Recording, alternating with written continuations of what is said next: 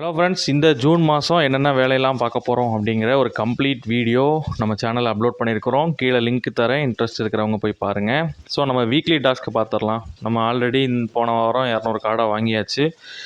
So இந்த இடத்த clean பண்ணிவிட்டு இன்னொரு 200 கார்டை வாங்கி போடணும். 500 கிடச்சா ரொம்ப நல்லாயிருக்கும்.